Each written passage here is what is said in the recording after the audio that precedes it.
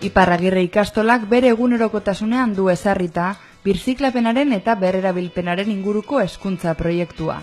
Honen bitartez, ikasleak hondakinen kudeaketaren inguruan sentsibilizatu nahi dituzte. Maiatzean guztiontzako lorategia proiektuak Europa mailako saria jaso zuen, hondakinen prebentziorako astean. Ikastolan lantzen dugu proiektu desberdinak eta proiektu guztietan sakabanatzen dugu zelan landu inguruaren zaintza.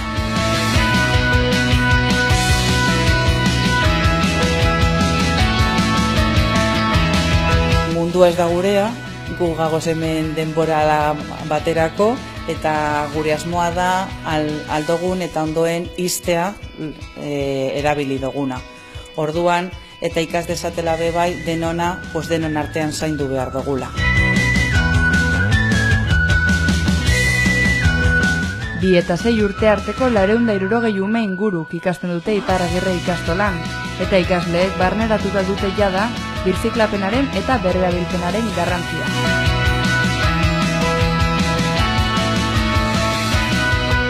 Azaldu aldiguzu zer den hau? Egiten duguna reziklatzen. Birziklatuz. Eta zer da hau, adibidez, nor kontatu aldigu? Bota pilota jolasa.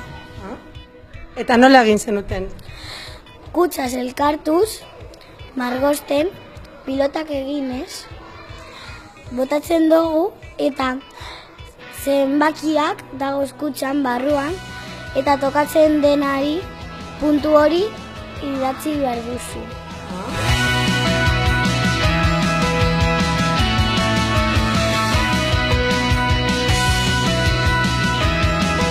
Maleta militaria. Zer da maleta militaria?